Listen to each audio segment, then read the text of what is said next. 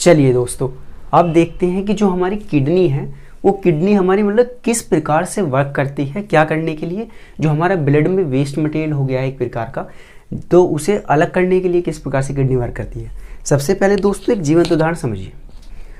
Suppose कीजिए कि आप क्या कर रहे हैं, आप चाय बना रहे हैं। अब चाय में जैसे कि आपको पता है चाय पत्ती भी डलती है, अदरक भी डलती है, ठीक, और अगर लौंग इलायची आप कुछ भी लौंग वगैरह इलायची वगैरह डालना चाहे तो वो भी डलती हैं। अब होता क्या है कि उसको बनने के बाद जब हम उसका सेवन करते हैं, पीते हैं हम उसे, तो उसे क्या उससे अलग करने की आवश्यकता होती है। अब वो हम किसके द्वारा करते हैं दोस्तों, चाय छन्नी के द्वारा, जो हमारी छानने वाली होती है उसके द्वारा। तो हमारे जो मतलब किडनी वर्क करती है वो भी कुछ इस प्रकार से वर्क करती है, ठीक है। और जो किडनी में भी मेनली अगर मैं बात करूं जो वर्क करते हैं वो क्या करते हैं, नेफ्रॉन। दोस्तों ये जो होते हैं ये क्या होते हैं, ये नेफ्रॉन पाए जाते हैं, ठीक है। और मेनली वर्क जो करते हैं वो छानने का, मतलब कि रक्त से जो यूरिया को छानने का मेनली वर्क करते हैं वो कौन करते हैं, नेफ्रॉन ही करते हैं।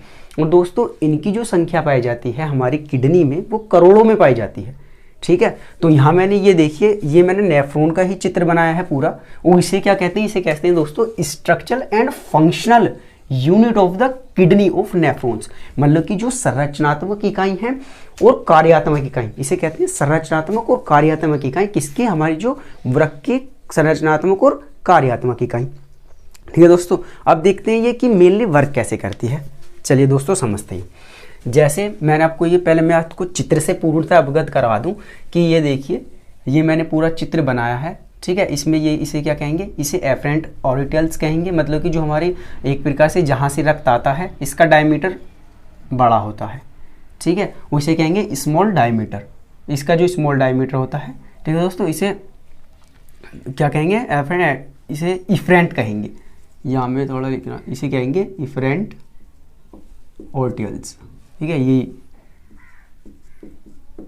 ठीक है, इनके जो डायमीटर एक का तो बड़ा होता है और एक का छोटा होता है, ठीक है दोस्तों। ये जो होता है इसे कहेंगे बावन कैप्सूल, ठीक है, बावन कैप्सूल कहेंगे। इसका जो ये वाला पार्ट है, मतलब एक जी ये वाली जो है इतनी, इसे क्या कहेंगे, पीसीटी। पीसीटी की फुल फॉर्म हालांकि होती तो है, लेकिन ये है कि आप बस ज़्यादा उसमें मत बोलिए, क्योंकि बस इसका हमें वर्क समझना है। बाकी इससे क्वेश्चन नहीं आएगा कि क्या अंग है, ये सब जो नीट वाले बच्चे होते हैं उनको पढ़ना होता है। लेकिन बस इतना याद रखिए कि इसे क्या कहते हैं, पीसीटी कहते हैं दोस्तों। इसका जो ये वाला अंग है इसे क्या कहते हैं, ये वाला जो भाग है इसे कहते हैं लूप ऑफ हैमले, ठीक है दोस्तों। और ये वाला जो है इसे कहते हैं डीसीटी। ये वाला जो इसका पार्ट है इसे बोलते हैं दोस्तों डीसीटी, ठीक है। अब देखिए ये वर्क किस प्रकार से करता है। वर्क ये कुछ इस प्रकार से करता है कि जब यहाँ से हमारे शरीर इसमें मतलब एक प्रकार से ब्लड जाता है, तो जब यहाँ से ब्लड जाता है उसमें क्या होता है दोस्तों, यूरिया की मात्रा भी होती है, ग्लूकोज की मात्रा भी होती है, सोडियम आयन और पोटेशियम आयन भी होते हैं, और जो हमारा जल है वो भी होता है। ये सारी चीज़ें उसमें होती हैं। तो ये क्या करता है, यहाँ जाता है ऐसे, और यहाँ क्या करता है, जमा होने लग जाता है यहाँ, ठीक है। यहाँ जाता है और यहाँ क्या होता है, एक प्रकार से जमा होने लगता है। अब दोस्तों एक बात आप देखिए, यहाँ तो इसका डायमीटर बड़ा है, लेकिन यहाँ इसका डायमीटर क्या है, छोटा है, स्मॉल डायमीटर है। तो होता क्या है जनरली कि जब ये इधर से जाता है तो ये थोड़ा सा रुक जाता है एक प्रकार से। और जब ये रुक जाता है मतलब कि इधर से तो थोड़ा थोड़ा ब्लड जाएगा, तो रुक जाने के कारण होता क्या है कि इसमें से क्या होता है, एक प्रकार से यहाँ कॉन्ट्रैक्शन होने लगता है। और यहाँ से जो जितने भी मतलब कि हमारे अति सूक्ष्म पदार्थ हैं एक प्रकार से, जैसे हमारा यूरिया हुआ, हमारा ग्लूकोज हुआ, सोडियम आयन हुए, पोटेशियम आयन हुए, या हमारा जो एक प्रकार से वाटर है, वो यहाँ क्या होता है, इसमें से छन जाता है, बाहर निकल जाता है, ठीक है। उसमें से क्या हो जाता है, छन जाता है, और यहाँ क्या हो जाता है, शुद्ध ब्लड बच जाता है दोस्तों। अब शुद्ध ब्लड आने के बाद कहाँ जाता है, बावन कैप्सूल में, ठीक है। अब जो हमारे ये बावन कैप्सूल होता है इसमें आ जाता है, ठीक। उसके बाद ये निकलने के बाद क्या होता है, यहाँ पहुँचता है, बावन कैप्सूल में आ गए भाई। जो इसमें यूरिया है वो इकट्ठा हो गया, जो ग्लूकोज है वो इकट्ठा हो गया, जो सोडियम और पोटेशियम आयन है वो इकट्ठे हो गए, और जो हमारा जल है वो इकट्ठा हो गया, ठीक है दोस्तों। अब वो आ जाता है कहाँ हमारा, अब वो आ जाता है हमारा पीसीटी में। अब पीसीटी में क्या होता है, पीटीसी में होता क्या है कि जो इसमें मतलब कि एक प्रकार से पीसीटी में ये होता है कि अगर जो ग्लूकोज है, पोटेशियम है और सोडियम है, अगर हमारे शरीर को उनकी और ज़्यादा आवश्यकता है। भाई सपोज कीजिए यहाँ से तो खाली ब्लड ही बाहर निकला है, लेकिन सपोज कीजिए हमारे रक्त को आवश्यक मतलब कि हमारी जो बॉडी है उसे और ज़्यादा आवश्यकता है किस चीज़ की, ग्लूकोज की आवश्यकता है भाई हमारे रक्त में, और किस चीज़ की आवश्यकता है, पोटेशियम आयन, और किस चीज़ की, सोडियम आयन की आवश्यकता है। तो ये क्या करता है, ये यहाँ से उसका पुनर्अवशोषण कर लेता है। एक प्रकार से जो हमारी पीसीटी होती है दोस्तों, पीटीसी क्या करती है, यहाँ से हमारी जो बॉडी होती है उसे क्या कर लेती है, उसे अवशोषण कर लेती है। ठीक है, मतलब कि उसे रीएब्सॉर्प्शन कर लेती है, पुनः अवशोषित कर लेती है। ठीक है, जो भी मतलब की आवश्यकता होती है उसे, चाहे वो दोबारा उसे किस चीज़ की, ग्लूकोज की आवश्यकता हो, पोटेशियम से की, या मतलब सोडियम आयन और पोटेशियम की आवश्यकता हो, तो इसे अवशोषण कर लेती है, एक प्रकार से पुनः अवशोषण कर लेती है। ठीक है, अब हुआ क्या, जो तीसरी इसमें प्रक्रिया होती है, इसमें क्या होता है, यहाँ जाता है, उसके बाद जो ये सारी चीज़ें हैं मतलब कि जितनी आवश्यकता है उस अवशोषण मतलब कि पुनर्अवशोषण कर ली, बाद में नीचे चला गया लूप ऑफ हैम्ले में। अब लूप ऑफ हैम्ले में क्या होता है, हमने आपको बताया था कि इसमें ADH हार्मोन पाया जाता है दोस्तों। ठीक है, जो ये लूप हैम्ले होता है इसमें ADH हार्मोन पाया जाता है। अब आपको ADH हार्मोन से कुछ याद आ रहा होगा तो आप रिकॉल कीजिए। देखिए मैंने आपको कहाँ ADH हार्मोन पढ़ाया है। तो दोस्तों ADH, ये ADH वही ADH हार्मोन है जिसे क्या, जो हमारा मतलब कि एक प्रकार से जो हमारा डायबिटीज इंटिबिडस था, ठीक है, उसमें जो मैंने ADH की बात करी थी, डायबिटीज इंटिबिडस में जो बीमारी होती है वो लूप ऑफ हैम्ले वाला ही था। ये क्या था, इसे कहते हैं anti diuretic hormone. Anti diuretic hormone मतलब कि एक प्रकार से हमारे जो हमारा मूत्र है उसमें क्या है, जो हमारे मतलब अत्यधिक पानी को वो क्या करता है, नियंत्रित करता है। भाई क्या होता है कि मतलब हमारा जो ब्लड, हमारा जो मतलब एक प्रकार से मूत्र है उसमें क्या होता है, कभी कभी पानी की मात्रा अत्यधिक हो जाती है और कभी कभी कम हो जाती है। तो इसमें क्या होता है, वो जो कंट्रोल करता है दोस्तों वो ADH हार्मोन ही करता है। ADH हार्मोन करता किस प्रकार से, पहले ये देखते हैं। आपने देखा होगा कि हमारा जो मतलब एक प्रकार से जब सर्दी होती है, विंटर सीजन होता है, उसमें क्या होता है, हमें अगर हम मतलब जनरली कुछ भी मतलब थोड़ा सा पानी पीने के बाद थोड़ी चाय पी लेंगे तो हमें क्या होगा, तीव्र ही मूत्र उत्सर्जन की प्रवृत्ति हो जाएगी, मतलब कि एक प्रकार से मूत्र त्याग की तीव्र प्रवृत्ति हो जाएगी। वो इसलिए होती है दोस्तों क्योंकि जो विंटर सीजन होता है, विंटर सीजन में क्या होता है, जो हमारा ADH हार्मोन होता है उसकी मात्रा कम हो जाती है। और जो हमारा समर सीजन होता है, भाई आपको जैसे आपको पता है, क्योंकि जो हमारा समर सीजन होता है एक प्रकार से जो हमारा मतलब ग्रीष्मकाल का मौसम होता है, उसमें होता क्या है, एक तो हमें मतलब कि हमारी बॉडी को वैसे बहुत ज़्यादा पानी की आवश्यकता है। उसका रीज़न क्या है, क्योंकि हमें पसीने आ रहे हैं और अत्यधिक गर्मी होने के कारण स्वेट के पसीने के रूप में हमारा पानी का उत्सर्जन हो रहा है, बहुत सारा पानी बाहर निकल रहा है। ठीक है, तो उसमें क्या होती है, मतलब कि स्वतः ही हमारे शरीर में होता क्या है, ADH हार्मोन की मात्रा अत्यधिक हो जाती है। ठीक है, तो आप ये भी आपको मैंने, हालांकि ये सारी चीज़ें मैंने आपको पढ़ा रखी हैं, लेकिन फिर भी मैं एक बार जिससे कि आपको और ज़्यादा कॉन्सेप्ट क्लियर हो जाए इसलिए मैं आपको बता रहा हूँ।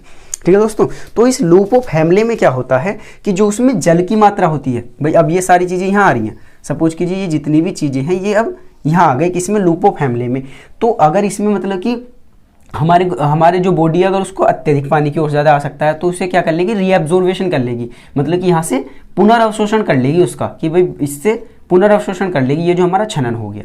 ठीक है, ऐसा कर लेगी। ठीक, उसके बाद ये सारी चीज़ें मतलब उसके बाद ये क्या होता है, ये सारी चीज़ें जाती हैं यहाँ किसमें, DCT में। अब होता क्या है कि यदि सपोज कीजिए कि यहाँ से अत्यधिक मतलब पानी अवशोषित कर लिया गया हमारे शरीर के द्वारा, ठीक है, या अत्यधिक सोडियम आयन, पोटेशियम आयन अत्यधिक मतलब कि एब्जॉर्ब कर लिए गए, और ब्लड को लगा कि भाई बहुत ज़्यादा हो गए, अब तो हमारे शरीर में मतलब ब्लड में बहुत ज़्यादा हो गए, तो उन्हें क्या करता है, वो एक बार फिर, क्योंकि उसे तो भाई बॉडी को मेंटेन करके रखना है, उसे तो कहीं ना कहीं भाई हमारा शरीर, क्योंकि हमारे जितने भी ऑर्गन हैं शरीर के वो उस प्रकार से कार्य करते हैं कि जिससे कि हमारी बॉडी को एक प्रकार से सहज महसूस हो सके। तो फिर होता क्या है दोस्तों, होता कुछ इस प्रकार है कि पुनः क्या करता है, जो DCT होती है वो क्या करती है, सिक्रेशन करती है, स्त्रावण करती है किन चीज़ का, जो हमारे सोडियम और पोटेशियम आयन होते हैं उनका, और जो हमारी ग्लूकोज होती है उनका। मतलब कि अगर अत्यधिक मात्रा जल में हो जाए तो उसमें क्या करती है, पुनः डाल देती है दोस्तों। तो इसे क्या कहते हैं, इसे कहते हैं हमारे दोस्तों सीक्रेशन, स्त्रावण। तो इस प्रकार से ये वर्क करती है। तो जैसे मैंने आपको बताया कि जब पहला ये बामन कैप्सूल में आएगी, जो पहली वाली प्रक्रिया होगी उसे क्या कहेंगे दोस्तों, अल्ट्रा फिल्ट्रेशन, इसे कहेंगे अति सूक्ष्म छनन या अति सूक्ष्म निस्यंदन भी बोलते हैं दोस्तों इसे। तो इस पहली प्रक्रिया को क्या कहेंगे? Ultra filtration. अल्ट्रा फिल्ट्रेशन किसे कहेंगे? कि जब हमारे रक्त में से मतलब कि एक प्रकार से ये इसमें से यूरिया, ग्लूकोज, पोटेशियम आयन और सोडियम आयन और हमारा जल, जब इसका यहाँ से छनन होता है और ये कहाँ पहुँचता है? बामन कैप्सूल में पहुँचता है दोस्तों, तो इसे क्या बोलते हैं? अल्ट्रा फिल्ट्रेशन बोला जाता है दोस्तों, अति सूक्ष्म छनन बोला जाता है। दूसरा समझिए, जो पीसीटी होती है और लूप ऑफ हैमले होता है, ये क्या करती हैं? ये रीएब्जॉर्वेशन का कार्य करती हैं। रीएब्जॉर्ब मतलब पुनः अवशोषण, पुनर्अवशोषण, पुनर् मतलब दोबारा, अवशोषण मतलब ग्रहण करना, पुनर्अवशोषण का कार्य करती हैं। यदि हमारे रक्त में किसी भी चीज़ की कमी हो जाए, सपोज कीजिए ग्लूकोज की कमी लग रही है हमारी बॉडी को, ठीक है, जल की कमी लग रही है, जल की आवश्यकता है, ठीक है, सोडियम आयन, पोटेशियम आयन की आवश्यकता है, तो ये क्या कर लेती है? उसको पुनर्अवशोषण कर लेती है। भाई लूप ऑफ हैमले वाटर को कर लेगा और जो हमारी पीसीटी है वो क्या कर लेगी? सोडियम आयन, पोटेशियम आयन और ग्लूकोज को कर लेती है। लेकिन जो तीसरी प्रक्रिया होती है उसे कहते हैं दोस्तों सीक्रेशन, उसे कहते हैं स्त्रावण। अब इसमें क्या होता है कि यदि ब्लड को मतलब कि बॉडी को ये लगता है कि भाई, अब कभी कभी ऐसा लगता है ना कि हम बहुत ज़्यादा चीज़ें खा लेते हैं, बहुत ज़्यादा किसी चीज़ का सेवन कर लेते हैं, तो ऐसा भी लगता है कि भाई नहीं, अब तो इसको हमारे शरीर से बाहर निकालने की आवश्यकता है, मतलब कि ये तो ज़्यादा हो गया भाई, इसको तो थोड़ा लौटाओ। तो अब ये क्या कर सकता है? पुनः डीसीटी में होता क्या है कि सीक्रेशन हो जाता है, स्त्रावण हो जाता है किस चीज़ का? सोडियम आयन, पोटेशियम आयन का और दोस्तों किस चीज़ का? ग्लूकोज का। तो ये इस प्रकार से पूरा वर्क करती है। ठीक है दोस्तों, ये था इसका वर्क और ये बस इसी प्रकार से है। आपने देखा होगा कि ये नेफ्रॉन का पूरा जो मेनली वर्क है वो नेफ्रॉन का ही है, इसीलिए इसे क्या बोला जाता है? इसीलिए इसे बोला जाता है structural and functional unit of the kidney is nephron दोस्तों। तो ये था उसका पूरा वर्क। तो इसमें सबसे पहले लिखेंगे हेडिंग डाल करके structural and functional unit of the kidney is nephron. ठीक है, वृक्क की संरचनात्मक एवं कार्यात्मक इकाई नेफ्रॉन। ठीक है दोस्तों, इस वाले चित्र को बना लेंगे।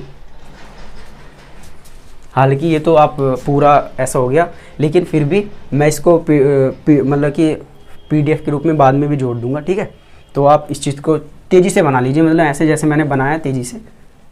ठीक है, तेज़ी से बना लीजिए, 1 मिनट में जैसे बना रहे हैं आप तेज़ी से, क्योंकि समझने के लिए होगा, बाकी तो आप लास्ट में बना लेना तेज़ी से।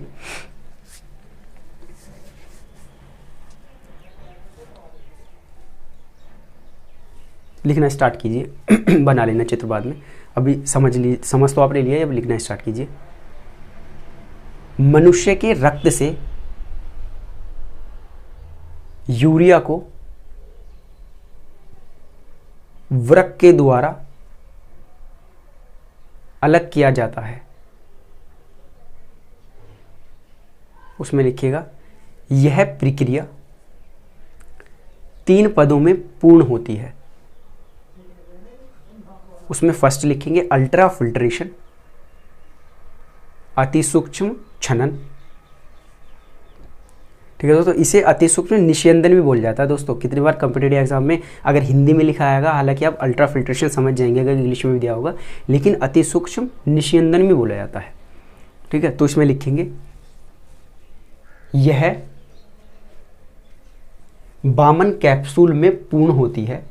जो अति सूक्ष्म छनन होता है बामन कैप्सूल में पूर्ण होती है। यह प्रक्रिया बामन कैप्सूल में पूर्ण होती है। उसके बाद दूसरा लिखेंगे रीएब्जॉर्वेशन, पुनर्अवशोषण। या एक बार रुकिए, क्योंकि आपको ऐसे थोड़ा कम लगेगा। इसमें ही लिखिए, ऊपर जो अति सूक्ष्म छनन लिखा है उसमें एक बार लिखिए, थोड़ा सी और लिखिए लीजिए कि इसमें इस प्रकार से लिखिएगा कि यह अल्ट्रा फिल्ट्रेशन की जो होती है वो बामन कैप्सूल में पूरी होती है। वो इसमें यही जोड़ के लिखिएगा जिससे कि आपको याद रहे। इसमें रक्त से urea, glucose, potassium ion, sodium ion और जल को अलग किया जाता है। इस प्रकार से लिखिए, आपको ज़्यादा समझ में आएगा, जो लॉन्ग टर्म तक याद भी रहे। ये सारी चीज़ लिखिएगा कि इसमें urea, glucose, sodium ion, potassium ion और जल को अलग किया जाता है। उसके बाद लिखिएगा नीचे रीअब्जॉर्वेशन, पुनर्अवशोषण। अब इसमें लिखना स्टार्ट करिएगा। यह प्रक्रिया पीसीटी और लूप ऑफ हैमले में पूर्ण होती है यदि मनुष्य के शरीर को glucose, potassium ion, sodium ion या जल की आवश्यकता होती है तब वह उसे पुनर्अवशोषित कर लेता है इस प्रक्रिया में। उसके बाद तीसरा लिखिएगा सिक्रेशन, स्त्रावण। इसमें लिखिएगा यह प्रक्रिया डीसीटी में पूरी होती है यदि मनुष्य के शरीर में या ब्लड में पोटेशियम आयन और सोडियम आयन या ग्लूकोज अत्यधिक हो जाती हैं तो वह डीसीटी में उत्सर्जित कर दी जाती हैं। ठीक है दोस्तों। तो दोस्तों इसी के साथ हमारा जो कंप्लीट जो हमारा मतलब एक प्रकार से एक्सक्रिएटिव सिस्टम है वो यहाँ समाप्त होता है। कोई भी कॉम्पिटिटिव एग्जाम में अगर क्वेश्चन आएगा तो यहीं से ही आ जाएगा, क्योंकि ये बिल्कुल कॉन्सेप्चुअल क्लियरिटी है। हालांकि एक दो अगर फैक्ट होंगे तो वो फैक्ट हमारे जब मैं आपको टेस्ट सीरीज लाऊंगा इसकी उसमें कंप्लीट हो जाएंगे। हालांकि फैक्ट छूटेगा नहीं आपका, क्योंकि सारे फैक्ट्स कंप्लीट करा दिए गए हैं। ठीक है दोस्तों, तो इस प्रकार से पढ़ते चलिएगा। इससे जो अगला सेशन होगा इसकी थोड़ी डिजीज़ हैं कि डायलिसिस क्या होता है, ठीक है, और बहुत सारी चीज़ें मैं बताऊंगा, डायलिसिस क्या होता है और जो इससे जुड़ी हुई जो बीमारियां हैं वो मैं बताऊंगा। तो दोस्तों पढ़ते चलिएगा और मुझे कमेंट में ये जरूर बता दिएगा कि आपको कितना समझ में आ रहा है, क्योंकि जब तक आप कमेंट नहीं करेंगे तो मुझे ये पूर्णतः सेटिस्फैक्शन नहीं होगा कि आपको कितना समझ में आया, आप समझ पाए या नहीं। तो आपसे ये रिक्वेस्ट है एक प्रकार से कि चैनल को सब्सक्राइब तो आपने कर ही रखा होगा, नहीं किया है तो सब्सक्राइब कर लेना और मतलब वीडियो को लाइक कर देना। और जितने भी बच्चे पढ़ने वाले हैं उनको बहुत ज़्यादा वीडियो मतलब एक प्रकार से शेयर कीजिए। ठीक है दोस्तों, पढ़ते रहिए, हंसते रहिए, मुस्कुराते रहिए और एक प्रकार से मतलब अपना जो तो आपका उद्देश्य है उसको बिल्कुल दृढ़ बना करके आगे बढ़ते रहिए दोस्तों। क्योंकि आपका ये माना जाता है कि आपका जो मतलब कि उद्देश्य जितना आपका मतलब जो आपका एम है वो जितना ज़्यादा आपका मतलब एक प्रकार से खूबसूरत होगा, आपकी जो मतलब एक प्रकार से राहें हैं वो उतने ही ज़्यादा आपको क्या लगने लगेंगी दोस्तों, आसान लगने लगेंगी, उतने ही ज़्यादा वो आपको सुहानी लगने लगेंगी। तो इसी साथ साथ मैं अरुण कुमार विदा लेता हूँ। पढ़ते चलिए।